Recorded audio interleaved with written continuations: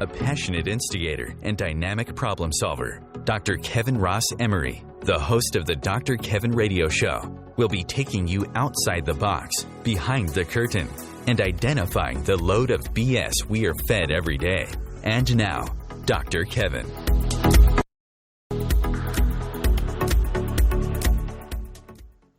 Hello, hello, hello, and welcome to the Dr. Kevin Show, where we challenge everything and everyone here on Ohm Times Radio, where we're changing the world one ohm at a time, or at least we're trying.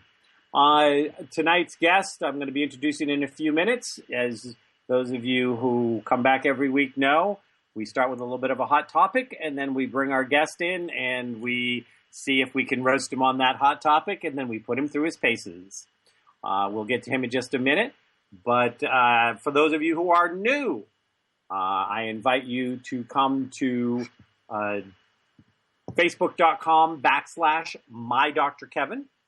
And that again is facebook.com/MyDrKevin. If you've not been there before, make sure you like the page. And then you can go and you can see today's show. You can see about today's guest. You can see connection information to today's guest. And you have a place where you can comment, where you can ask a question, where you can be heard.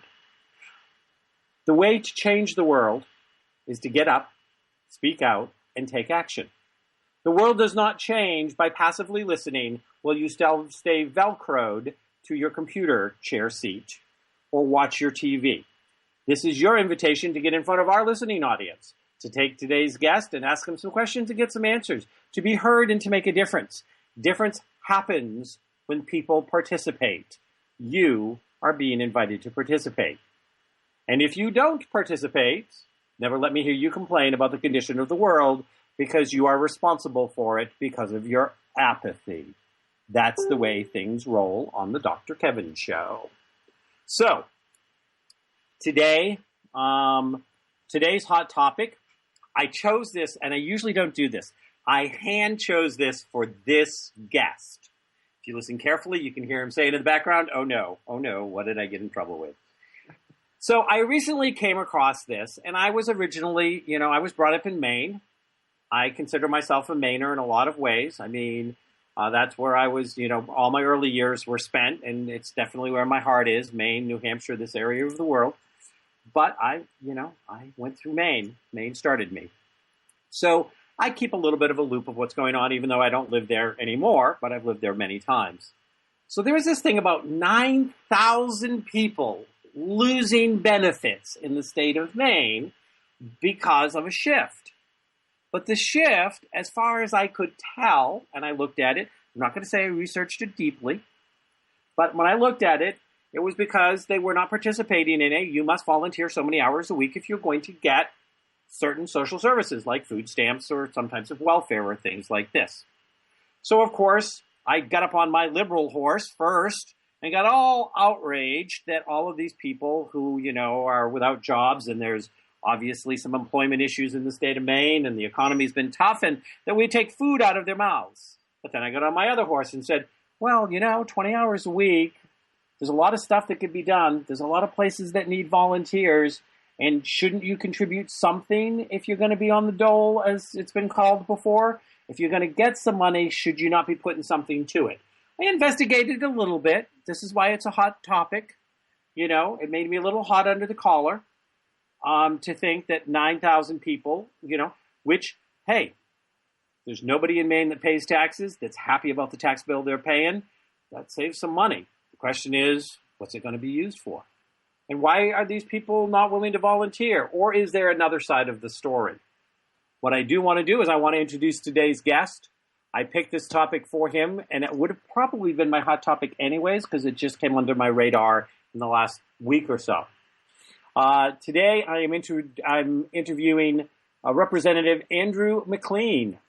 Andrew is serving his second term in the Maine House of Representatives. He is House Chair of the Joint Standing Committee on Transportation.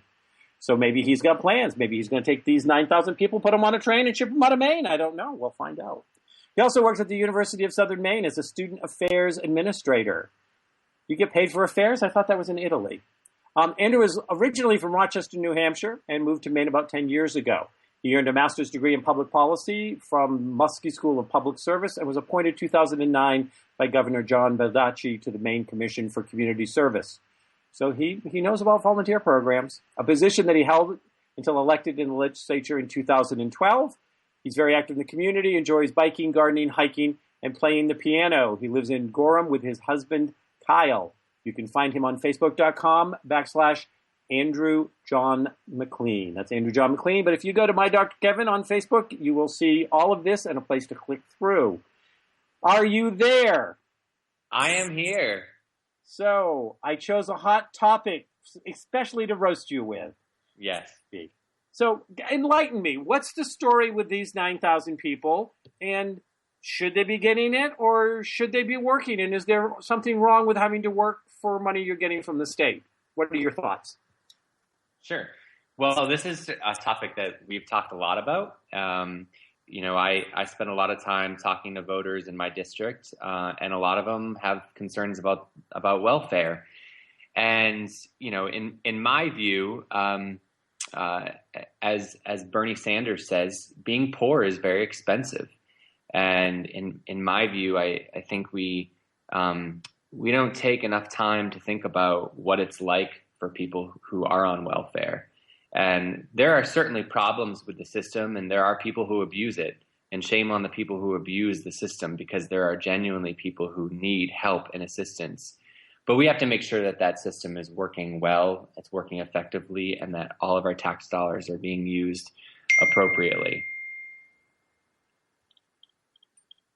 So tell me more about, do you think, where are you weighing in on this? What do you like to be called? I should have asked you before I came on the show. Do you like to be called Representative McLean? Do you like to be called Reppy Andy? What do you like to be called? Well, if you can come up with a clever name, I'll certainly entertain it. But Andrew works for me. Andrew works. Hey, yeah. I come up with a lot of clever things. You might not like the clever names I come up with, though. So we won't push that envelope, okay? We'll wait. If we meet in person someday, which I would love to do, we can work on it then. How's that? Okay. Or you can wait to the end of the show to do that, right? So, how many of these people do you think should still be getting assistance? And how many do you think maybe fell off the thing rightfully so? Do you have any concept of that?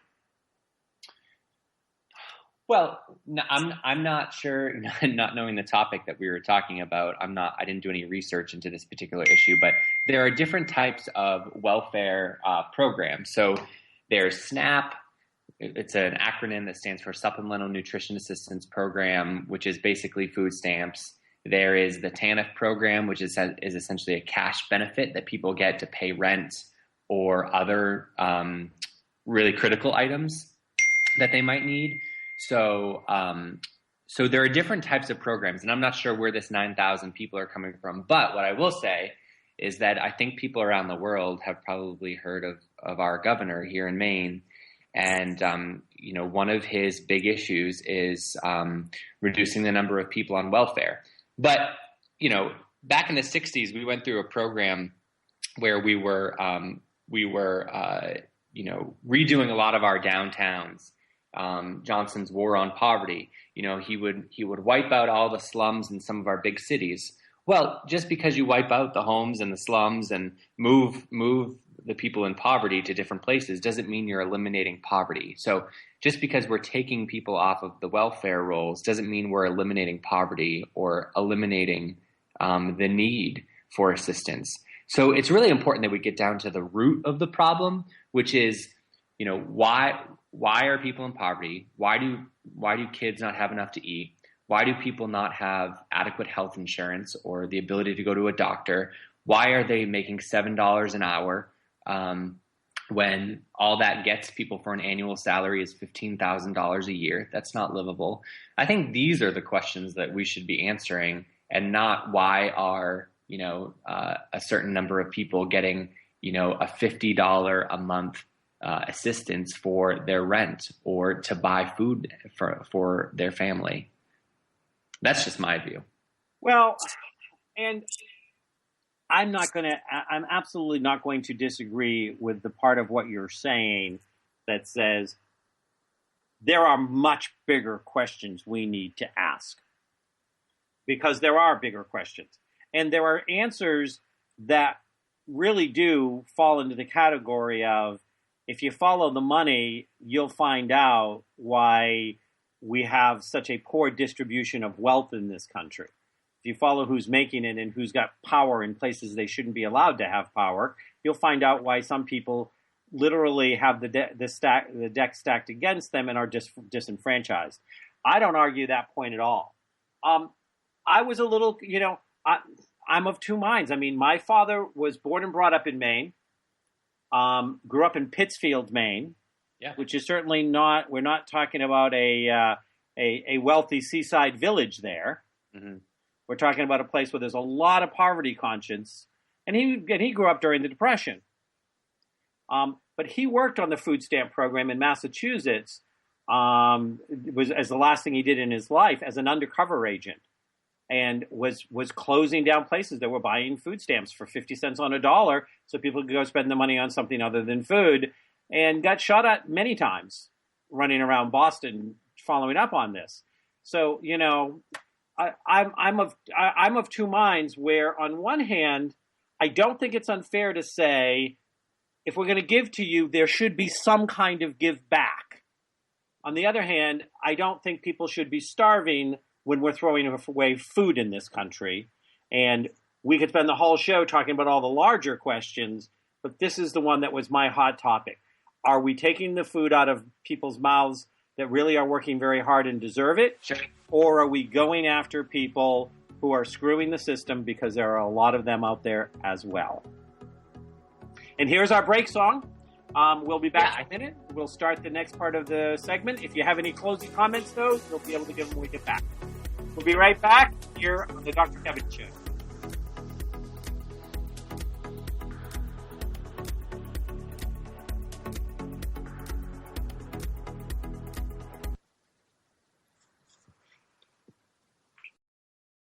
Conscious media for conscious minds. Om Times.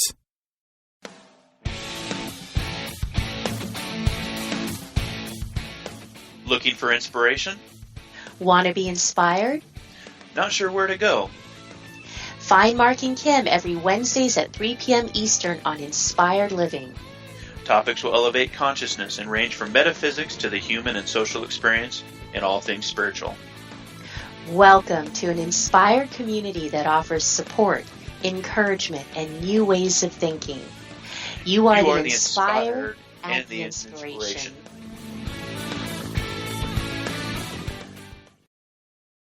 Simone Milasas would like you to know that business can be fun, which is why she wrote the book, Joy of Business.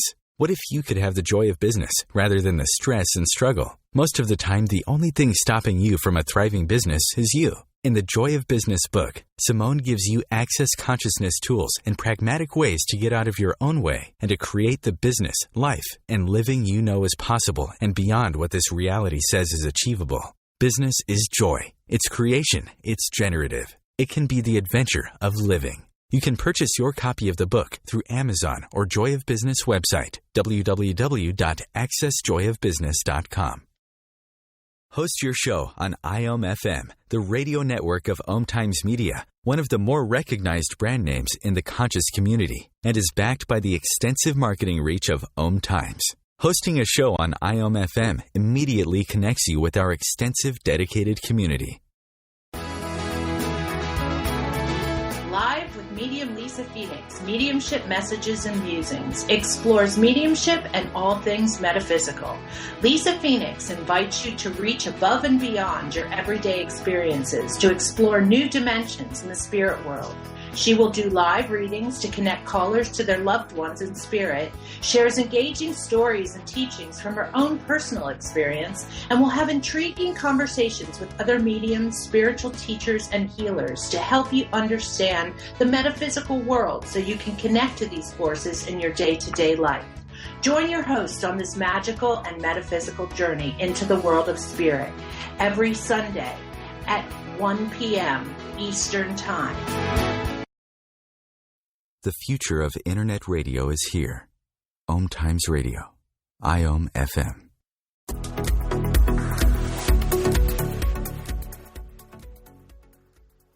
Hello, hello, hello, and welcome back to the Dr. Kevin Show, where we challenge everything and everyone. Today we have Representative Andrew McLean, who just likes to be called Andrew. Unless I can come up with a better, cuter name for him.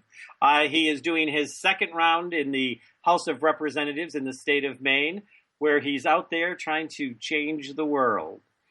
We were talking about the recent Paul LePage victory to starve 9,000 more people in Maine so he can save a few bucks. I'm not sure what he's going to do with them, and I'm not going to hide the fact that I'm not a big Paul LePage fan, because I don't have to hide anything, because it's my radio show, so tune out if you don't like it. Andrew, are you still there? I'm here. You wanted to have some closing comments before I started putting you through the paces. Oh, I was just going to say, I think that we have to look at our welfare system. We've got to reform it to make sure it's effective. But I also think we need to take a look at our corporate welfare as well. I think that that's something that's important, because there are a lot of corporations that are getting a lot of tax breaks that are taking up a lot of our precious tax dollars. So I think we've got to look at all of our welfare. It's very interesting, because corporate welfare has been one of my hot topics on many occasions. Corporate welfare sends me right through the roof. And so I couldn't agree with you more on that. My listeners probably cringed when you said that comment, because they're waiting for me to get up on my soapbox about it. But I'm not going to do that, because they've all heard that before. But yes, I agree.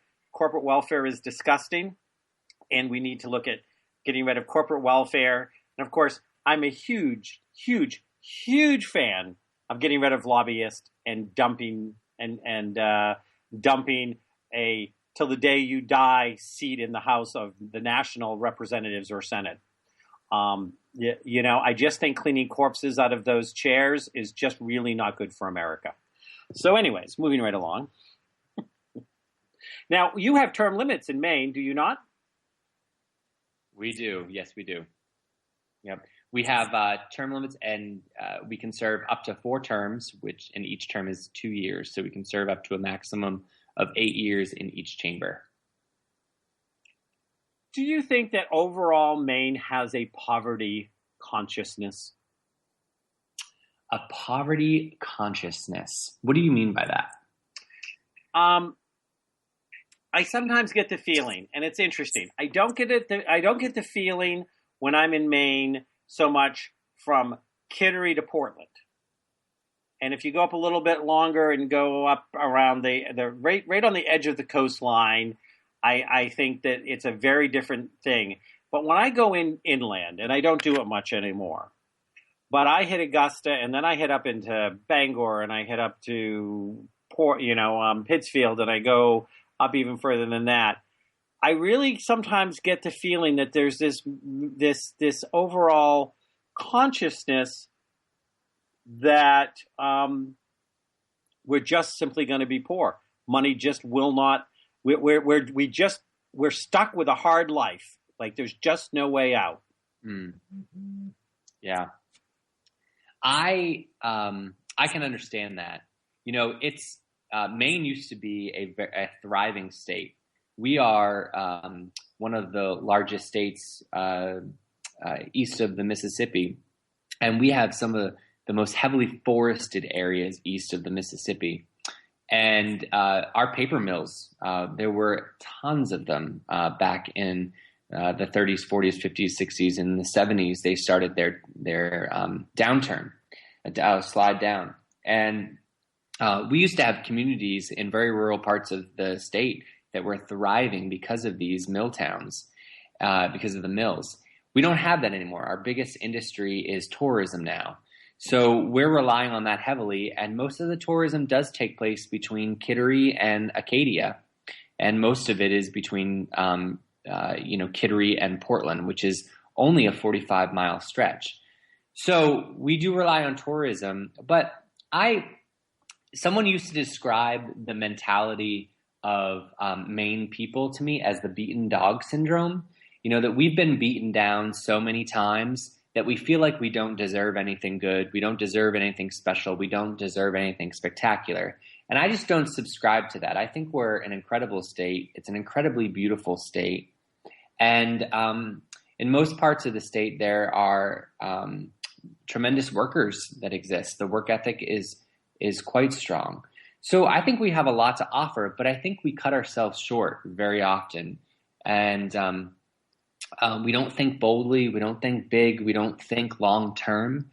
And every day when I'm in Augusta, I try and put forward ideas and legislation that is bold, that is long term, that's forward thinking, because I think that we deserve those types of ideas. And when we make investments in our future, that's when we're going to see progress in terms of increasing the average income in Maine and people's quality of life throughout the state. So I do think that we have struggled with that in the past, and I think we still struggle with it, but we don't have to. Well, I think that I'm getting some kind of really echo feedback. I don't know why. Sorry. So I do think that Maine has a tremendous work ethic. And Maine is there is no state, and I've been to all 50 states multiple times. So I speak from a man that's been on the ground everywhere. There is no place that is any more beautiful than Maine. Maine is gorgeous. But I do feel as some fear mentality has creeped in since the closing of the mills. And I think that there are some people in your state, and I'm not going to mention any names, like a governor, who feeds that fear-mongering hate mentality. And I think that it's really a shame because it is keeping people scared when Maine has so much to offer. Yeah. And it should be on the cutting edge. Mm-hmm. It could be. So I couldn't agree with you more. I mean, I'm a big fan, not necessarily of you because I don't know you, but of the state. I think you would if you got to know me, you'd be a big fan. But. Oh, okay. I'll take you up on that offer. So anyways, this segment is supposed to be about, and we got 5 minutes to it. It can stretch into the other one if we need to, but it's called Outside the Box. This is where you get a chance to expose my listeners to something that's going to take them outside their box, that's going to expand their comfort zones or stretch their comfort zones. Where would you like to talk to my listeners about today? Oh, boy. Does it have to do with politics? Oh, no. You can talk about anything you want. The joy of being on this show is there's nothing off limits. Okay. Gosh, I'm going to have to think about that for a couple seconds. Outside their comfort zone. How they think the world works. Sure. Are all politicians liars and cheats and thieves? Okay, yeah. So I love, I really like destroying stereotypes. And I always laugh because, people, now that I'm in elected office, you get treated a little bit differently. I have friends who will email me who I have dinner with, and they'll call me Representative McLean. And I'm like, we just had dinner the other day. Just call me. Why are you calling me Representative? So there's this level of formality that comes along with being in elected office. But I guess my point is everyone loves to hate a politician. Everyone loves to hate politics. But I encourage everyone who is really critical of the work that I do, that the work that others do, whether you're Republican or Democrat, to actually go up to Augusta or down in Washington and really see the work that is done, because it's really easy to be a critic. It's really easy to be a critic of government because it can be messy sometimes. It can be nasty sometimes. But, I think about how wonderful this country is. And that when we pass laws or we have an election or, we change presidents, no one dies. There's no fighting. People don't shoot off guns. Everything is peaceful. And when we think that things are really bad in politics, I often step back and think, okay, so yes, this feels really bad and it feels kind of gross, but in reality, we're doing pretty good, and governing it's not an easy thing. And we have been so lucky in this country to be blessed with this incredible form of government that we have, and that it works remarkably well for the 300 million people that exist in this country. We're a very peaceful country. And I don't know if that's getting people outside of their comfort zone, but it's something that I often think about, how lucky we are that we live in a country where we govern ourselves. And, we expect, I think about the legislature. I was telling someone about this the other day.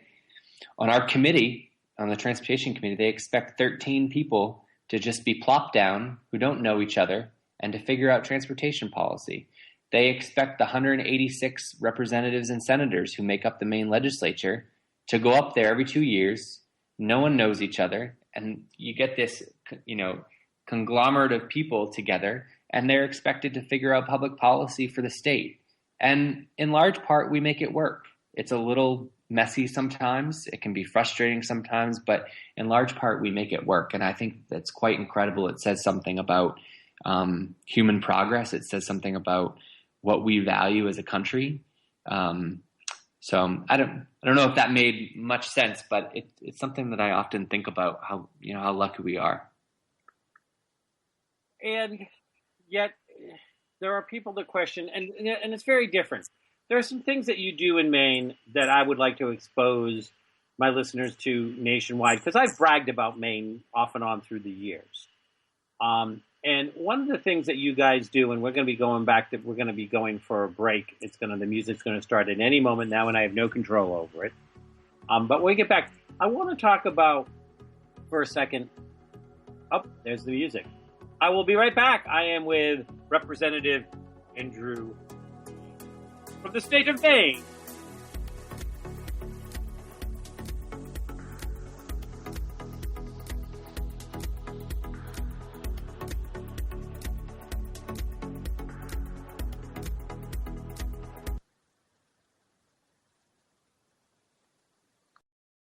The best of the holistic, spiritual, and conscious world.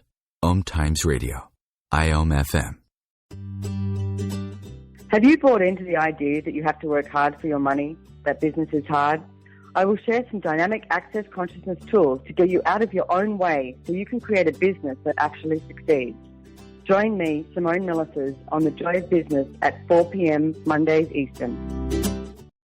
Have you ever wondered how to change your love paradigm? The secret key is finding a love partnership, not just a regular connection. How do you find these? Through conscious relationships. Ascending Hearts Dating is a dating site for people like you that believes in second chances and a different type of spiritual connection. Try Ascending Hearts for free today at ascendinghearts.com and change your love paradigm. Ascending Hearts, the premier dating community for the spiritually awake. Being a radio host on IOM FM allows you to build your show on a rich platform with the power of the internet to fulfill your outreach goals and connect with a very specialized and global online audience, unlimited by time and distance. Om Times Radio will provide you with web relevance, a recognizable conscious brand, and with the standard of excellence that has accompanied every single Om Times endeavor. Host your show with Om Times Radio Network. Dr. Kevin here, and I want to invite you every Thursday, 3 p.m. Pacific, 6 p.m. Eastern, to join me on the Dr. Kevin Show, where we have a diversity of guests who help you step outside the box, behind the curtain, and see what a load of crap is going on in the world today, so you have more information with which to make better decisions. We'll see you there. Namaste. A conscious lifestyle for a mindful life. Om Times Radio. IOM FM.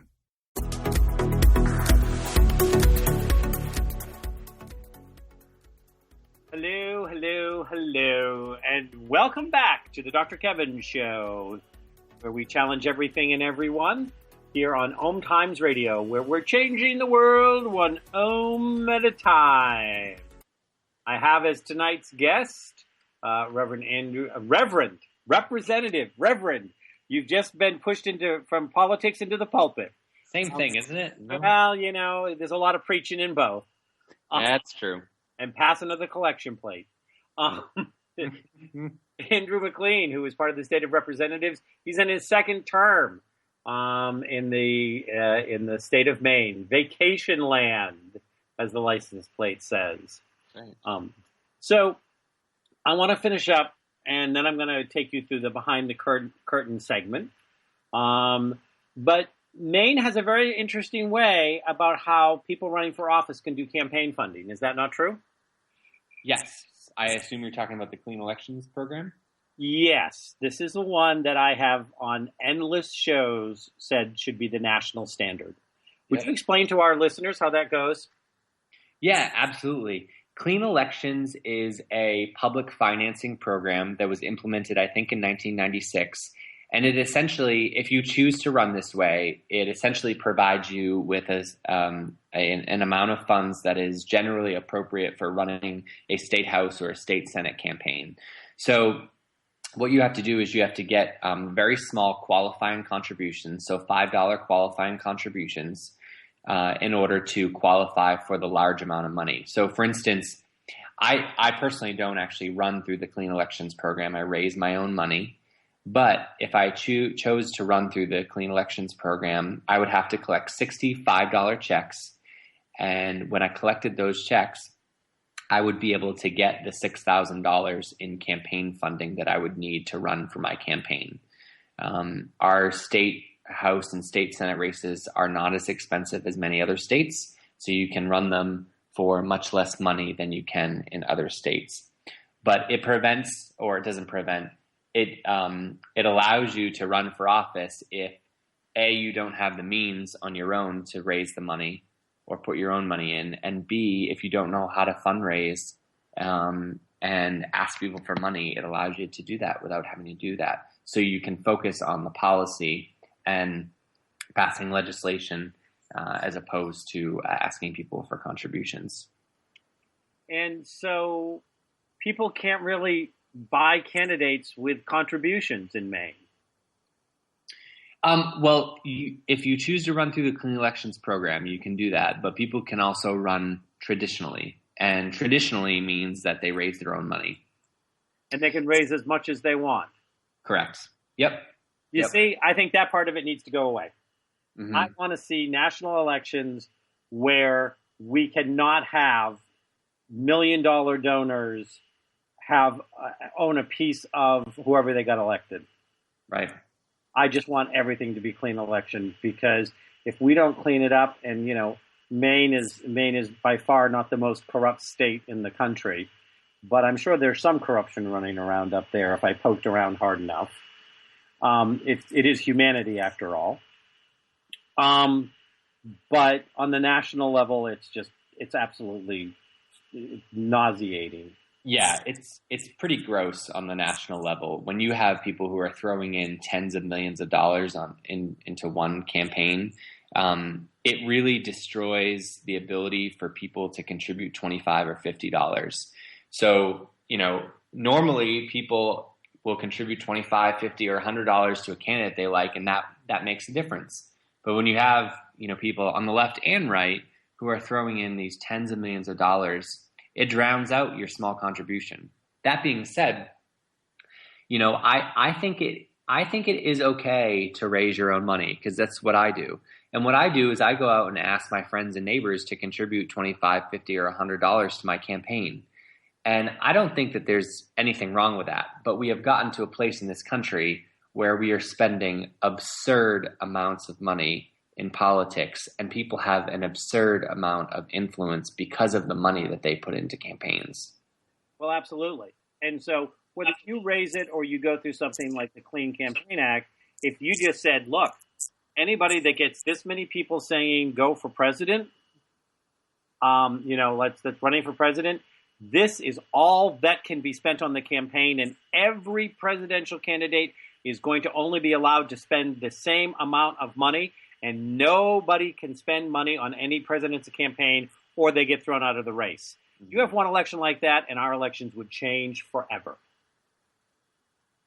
They would change. But, of course, we have this thing called Citizens United, which was a U.S. Supreme Court case that was brought down a couple of years ago that just opened the floodgates of money. So we're probably going to need a constitutional amendment to limit the amount of money in politics at some point in time. Yeah, before it's too late. So anyways, this segment is actually called Behind the Curtain, and it always starts with a quiz, unless you've been on my show before. And the quiz is, what movie did this come from? Ignore the man behind the curtain. Oh, God. I hate to admit this, but I'm really bad with movies. We're going to drum you out. Go ahead. I know, right? Was it Harry Potter? Wizard of Oz. Wizard of Oz. That's right. That's right. Ignore the man behind the curtain. That's right. And this segment is about exposing the truth. Because the man behind the curtain was a shyster from Kansas whose balloon blew off course. He was not the great and powerful Oz. And we have many things that are presented to us by media, by our government, by our religious organizations, our social organizations, and certainly by our media as being a powerful truth, which is nothing but a pack of lies that's been made pretty. So what truth would you like to expose my listeners to that if they really understood the unspun version, that it would change the way they live their life? What would that truth be, Andrew? So if I were to share something with people, what would change their life? Yes, a truth, something that you don't think they're being told the truth on. Okay, something they don't think they're being told the truth on. Well, I would assume that your listeners are diverse in terms of political and social views. Is that correct? Absolutely. Yeah.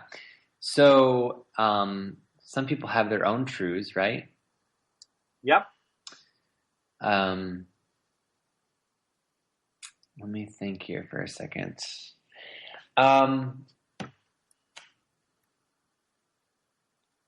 I think, going back to the question earlier, we have this conversation about welfare, and the truth is that most people don't cheat on welfare. Most people genuinely need assistance and help. So we hear a lot in the press about how there's rampant fraud and abuse, and that's just not the case. And you can ask any expert who studies these issues. You can ask people who work in the policy field what the case is, and there are certainly people who abuse the system, but it is a very small amount of people. But once you put that conversation in a political context, it becomes a lot more. But you have a lot of people who are not telling the truth and scapegoating, who are telling people that welfare abuse and fraud is more significant than it is, and that's just not the case. Should there be? I love having and you know what? I got a libertarian who's running for Congress on next week's show out of Wisconsin, I think it is, or Michigan. Oh wow! Okay. Yeah, so I'm definitely in the throw of politicians these days. Should there be some kind of substantive punishment for lying and misleading the American people? Well, as I know in politics, one person's lie can be another person's truth, right? So there's always a different way to frame a question, but that's the nature of the political process, and people have to hold people accountable if they're lying.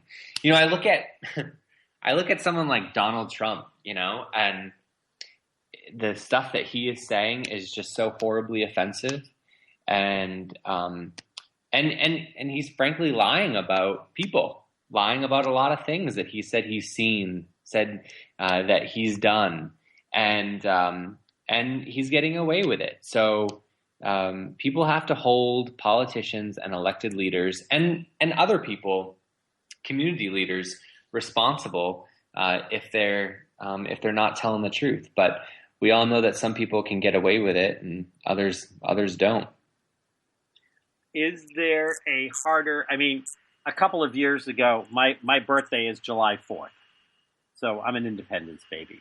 Mm-hmm. And the reason I bring that up is 2 years ago for July 4th, I gave a list of 10 things that I thought had to happen if we were going to take back our country. Mm-hmm. Because right now, I really do not think that this is a country of the people. The people don't elect. Electoral colleges and delegates elect. Mm-hmm. And that's not the people.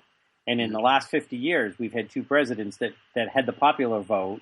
Two people that lost the presidents that had the popular vote, but didn't have the electoral college.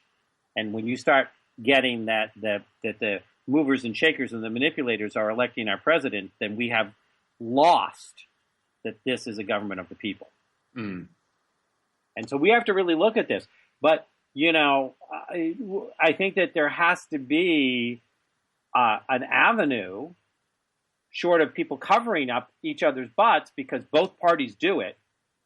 No one's going to tell me that every Democrat's lily white and every Republican's got a big black hat. You ain't selling the story. Not true. So we have it on both sides. Do you think if we were actively mandating 3 to 5 parties, how would that change? You mean if there were candidates who were like we had multi-party elections? Like in many other countries, England, Germany, France. How do you think that would change? Do you think it would make our political system less isolated from the American people? Would they have to work harder? What do you think? It's a really interesting question. And I think about my husband, Kyle. He is managing a campaign in Maine called Ranked Choice Voting. And this came about in large part because Maine has You're going to finish that when we get back. Okay.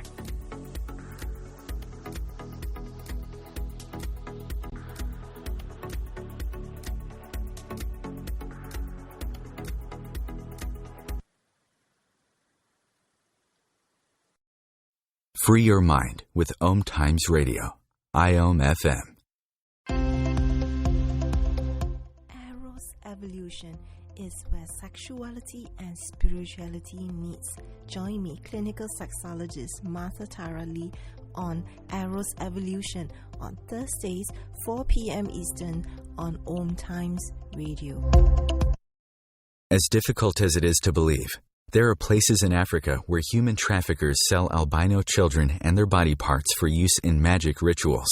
Humanity Healing International is actively working in Uganda to change this paradigm. The Albino Rescue Project finds albino children who are at risk and places them in safe schools and environments where they can learn and grow free from fear. To learn more or to sponsor a child, visit humanityhealing.org. Humanity Healing is where your heart is.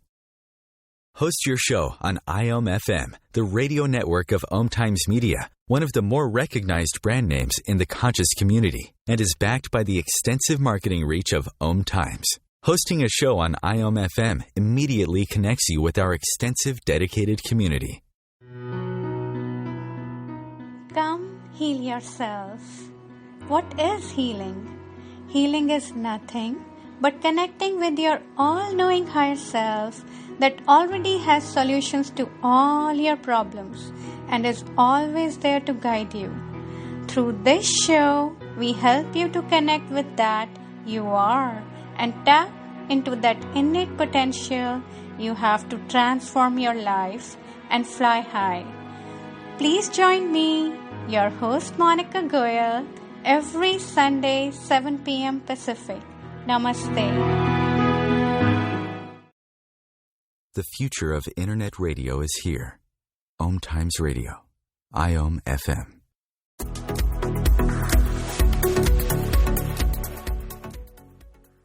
Hello, hello, hello, and welcome back to the last segment of the Dr. Kevin Show here on Om Times Radio, where we're changing the world one Om at a time. And here on the Dr. Kevin Show, we challenge everything and everyone. And tonight we are challenging somebody who is a rep from the state of Maine. He's in his second term, and that is Representative Andrew John McLean from the state of Maine. If you would like to participate, remember, you don't get to complain about the world if you don't participate. Come to facebook.com/MyDrKevin, MYDRKEVIN. Have a little, hit that little like button if you haven't been there before and liked me. But there's a place where you can add comments. You can see if there are things you'd like to share or ask or whatever. Right there, it's pinned to the top, and will stay there for the next few days as this show is aired 7 days a week. Andrew, if somebody listening to a replay has a question and they type it up, my normal thing to do is to grab the guest by their ankles, turn them upside down, and shake them until I get an answer. Will I have to do that, or will you just simply cooperate? I'll cooperate. You're no fun. Okay. So you were saying that your husband, Kyle, is doing something. Yeah. So to your. Yeah. So we were talking about multi-party elections, and he is managing the ranked choice voting campaign in Maine, which essentially is going to allow voters to rank their candidates so that a majority candidate ends up winning. And this is because in Maine, we typically have 3 or more candidates running in every election. And as many people know, we have elected independent governors and senators in Maine. It's very common. So along with Democrats and Republicans that run, we elect independents. So there needs to be some sort of process or system or way of voting so that we can get a majority winner. And that ranked choice voting ballot campaign is taking place this year and will be up for a vote in November. So, yeah, I think more party candidates would change the face of politics. I don't know if it would be for the better. I'm not sure, but I think when people have more options, just like in the market, in the marketplace, when people have more options, you have better results. So it might. Right now, oftentimes, I think that I speak for a lot of people that are at least are paying attention. It almost feels like the Democrats and the Republicans have the ball, and they take turns sharing it, and they take turns making the other party look bad, so they can get the ball back instead of getting the job done. Now, I'm not saying that elected officials don't work, and I know. And, you and I have a mutual friend that's been a senator in Maine for a while, and I know other people that have held office. And I know that the good ones work really hard. But the parties themselves, overall, seem to spend a lot of time just trying to make the other party look bad. And that's a waste of resources, and it's a waste of the time of the American people, which is why, I think if we did more. Now, I wonder, do you think it's the nature of the people that more independents get elected in Maine? Do you think it helps the way that the campaigns are controlled, that it's less easy to buy a candidate in Maine? Which one do you think contributes more to the fact that and I know that there have been several elected independents in Maine. I think it's just the nature of the people, where we're pretty pragmatic, centrist, practical people. And you know this growing up in Maine. You have people on the left and right, but there's an element of pragmatism and practicalness that people have. So I think that's why you have had some independents, or frankly, middle of the road people, middle of the road Democrats or middle of the road Republicans that get elected. Most folks have heard of Senator George Mitchell. Most folks have heard of Senator Susan Collins, a Democrat and Republican respectively, and they're in large part in the middle of the road. They're on the inner fringes of their party, not the outer fringes of their party. So I think it's a reflection of the people of Maine. But they tend to not elect the nutcases. No, I don't like the nutcases either. Yeah, they don't help anyone. Yeah. So I'm going to bite my tongue. I'm not going to say anything about your governor. But moving right along. So this is our last segment. It's called What a Load of Crap with Dr. Kevin. This is your segment. You've got about 6 minutes, and you can expose my listeners to anything or everything that you think that's going on in the world today that's just simply a load of crap, and we just need to clean it up. Mm-hmm. I hate to talk politics all the time, but I feel like that's my life. Sometimes that's the only thing I think about, or only thing I get to think about. And I have been so frustrated with our federal government down in Washington. And I think about our presidential campaign that I was talking a little bit about earlier. And I think that the presidential campaign has been a load of baloney. And you look at folks of course, I'm a Democrat, but and I'm obviously more critical of the Republicans than I am of the Democrats. But I think when you compare the Republican primary and the Democratic primary, there is a clear and stark difference. You have Bernie Sanders and Hillary who are talking about issues, who are talking about what is going to affect the American people. And then you have people like Donald Trump and company who are talking about their wines and the property they own in different states, and who has bigger personal extremities. And that is not going to put food on the table. It's not going to provide health care for people. It's not going to grow our economy. And I just think that is a load of crap. And I'm so disappointed at the press and how they have not asked hard questions, and they have not shown the American people what the press and the media should be doing. There's a reason why we have a free press. So they can ask questions and challenge elected leaders like they should be doing. And they're not doing that. So I am so thoroughly disappointed and frankly worried about the nature and the tone of this campaign as we head into the summer and into the general election in the fall. Have you looked at the press connections recently? We don't have a free press anymore, Andrew. We have a press that's bought and paid for.